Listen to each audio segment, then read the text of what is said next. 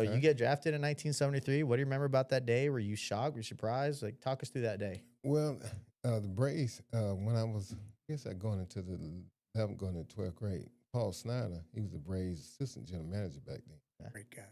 We and him and my high school coach knew each other. But up until then, you know, I never heard anything from the Braves. And actually, I went to a Baltimore Orioles camp. And, you know, because it was from my pitching. And I don't even remember hitting. All I remember is pitching. and, you know, in those trials, you'd be so hyped that, I mean, I had no clue where that ball was going.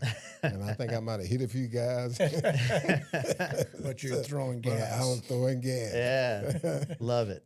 And but I never heard anything about the Orioles.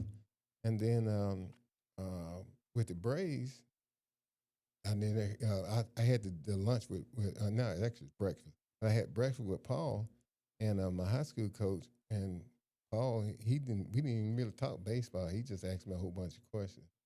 And so I didn't think the Braves were interested. So, you know, I didn't really think I was going to get drafted because I was going, back then, either we played in the HBCU schools. You know, blacks didn't Right. play in the SEC and schools like that.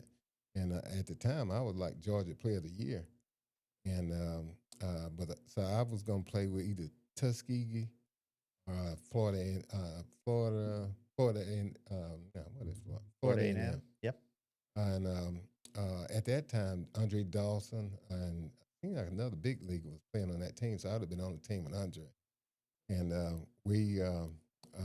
and at that time, you know, Florida A&M was known for baseball. And Bill Lucas at the time, I think his brother was coaching down there. And so it was when I was graduating from high school, all I was thinking about was warm weather. I didn't want to play in the cold. So Florida A&M was my choice. Okay.